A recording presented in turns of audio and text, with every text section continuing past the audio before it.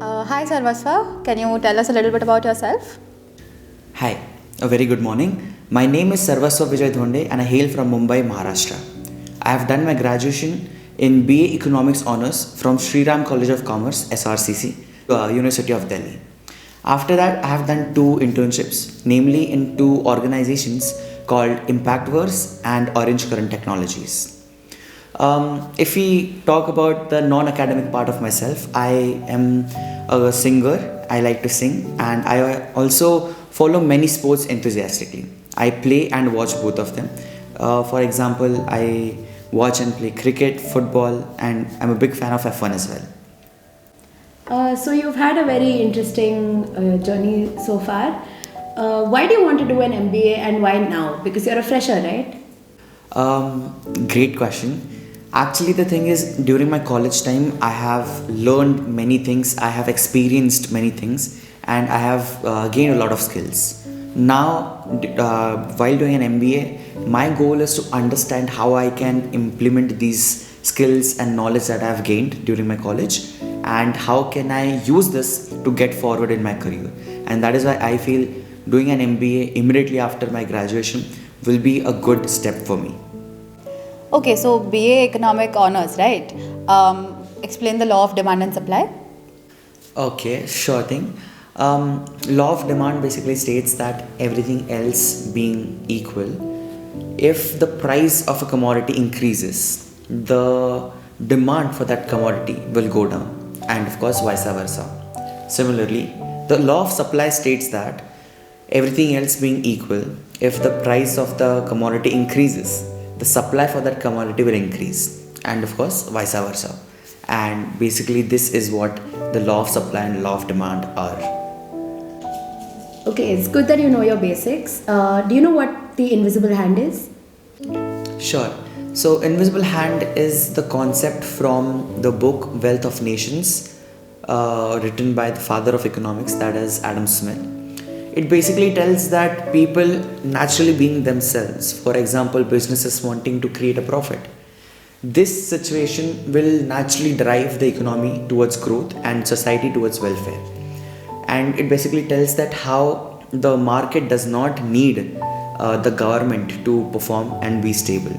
The forces of supply and demand can make the market stable and take it towards growth.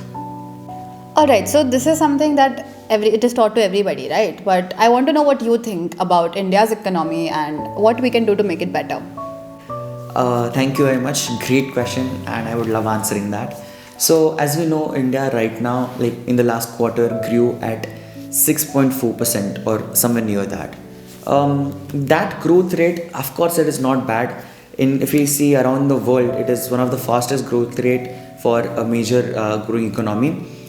And given the conditions that are there in the world right now, so for example, there are wars going on, there is so much hostility going on around.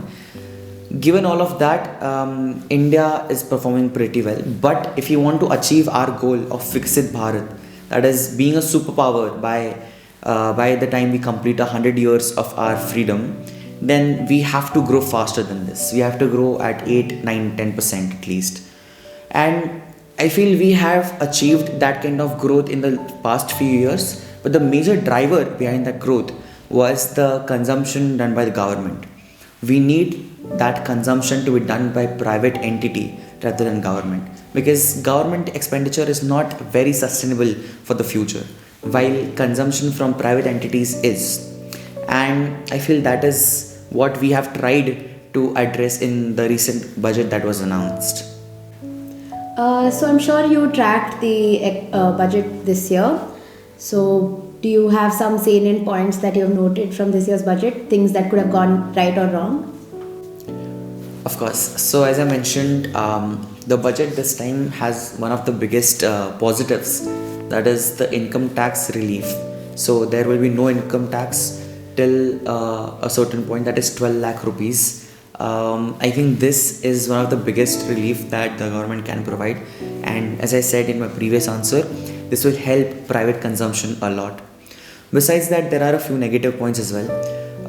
I personally feel that we, like as a country, need bold and structural changes, like we need land reforms and labor reforms. Those are missing from the budget. Another thing is opposition leaders have called it the Bihar budget because the Bihar election is coming up and there are a lot of promises in the budget for Bihar state specifically. So these are a few negative points about the budget, but all in all, I feel it is a pretty mixed and balanced budget which would help India cruise through this difficult year. Okay, Sarvasva, tell us about a time that you worked in a team and what exactly was your role in it. Yes, definitely. I feel that I have been a part of many teams as of now. One particular instance that I could remember is my ninth or 10th standard, I think it was, and during that time I was the cultural captain of my college. I was also an active part of the sports committee. So my house, that was the blue house at that time, we were lacking a team in female football category.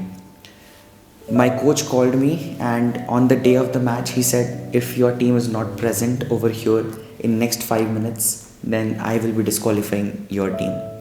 I was completely lost at this moment. I panicked, but I calmed myself down and I went and collected as many girls from my house that I could. I borrowed people from the basketball girls team and I bought them. I wrote their name and I gave that piece of paper to my coach and said, this is our team. Fortunately, the match of other two houses was going on and I got a chance to actually train those girls in football. Those girls who knew only to play basketball learned to play football within 15 minutes with me and few of my friends, and we not only beat the best team in the tournament, we went on to win the tournament. So I feel that was one of the best moments that I can remember of working in a team, leading a team. Okay, Sarvasva, let's do a quick problem. How would you estimate the number of mobile phones that are sold in India in a day? You can use the notepad in front of you. Sure. Can I get 2 minutes to actually think it through? Thank you. Okay. So basically, if I talk about my approach, I feel I will start with India's population. That is, it will be around 1.4 billion people. But the thing is, not everyone will be buying a phone, and not everyone is able to buy a phone, right? So we'll say about 80% of India's population, that is about 1.1 billion people, are eligible to buy a phone. Some people will be buying a new phone while other people will be replacing their old phones. We'll consider that the replacement rate is once in every 3 years. And according to my calculations over here, that will come around 370 million users every year. Besides that, we'll also assume that about 30 million people are adding to their tally, that is 30 million people are buying new phones. Now the next thing that I've considered is 10% additional sale for corporate and those kind of use. So if I sum it all up, replacement buyers are 370 million, new buyers are 30 million, businesses and corporate about 40 million, and overall if I add this up, it will come around 440 million phones per year. So you're from Mumbai, right? SEBI is located there. Can you tell me the full form of SEBI and what does it do? Sure. I'm not exactly 100% sure of the answer, but I think it is the Securities and Exchange Board of India. And the role of SEBI is basically regulating the securities market in the country. So Sarvasa, this will be your final question. Why you and why not anyone else? What is your USP? Great question. I feel that each and every person who is here in this seat giving this interview deserves to be at an IIM. But the thing is, I feel I have varied experiences in my life, and I feel I have the required temperament and the required skills to actually shine at an IIM and make something good out of it. And that is why I feel that I'll be a good fit for this position rather than anybody else. Okay, so that's it, I guess. It was very nice to meet you, Sarvasva. Do you have any questions for us? Yes, actually, I do have a question for you. I really hope by all my heart that I get in, and if I do, I'd love to know what can I do right now so that I can start preparing for my life at MBA and in an IIM. Okay, that's a really good question. So I think if you don't know the basics of accounting, I would say just learn the basics. Apart from that, brush up on your maths and statistics because that will really help you with your first year courses. Do you have anything else to say? Yeah, so what you can also do is whatever college you know finally that you're going to, make sure you can read about it on their website or speak to the alums and or maybe current students as well, and try to get an understanding of what are the opportunities that are available to you in the college, so that as soon as you're here you try to make the most of them and don't be clueless when you come. So the good thing about this whole interview was that the interviewee maintained eye contact and was very articulate throughout his interview. He also substantiated his opinions with facts and numbers, which everyone should do. During the question about team and his role in the team, he narrated a very good story which engaged the panelists very well. And it's always a good idea to keep your panelists interested in your life. Yeah, and in general, when you're talking about your qualities, you should always show, not tell. And you will always be able to show it through some anecdotes and some stories. So try to use storytelling as your tool. These are few things that could have gone better in this interview. While you're replying, avoid using so, and other filler words.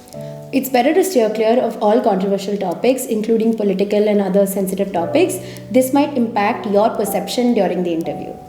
When you're asked a guesstimate question, you should think and take the interviewer through your thought process while you're thinking about the guesstimate, instead of asking for 2 minutes of complete silence.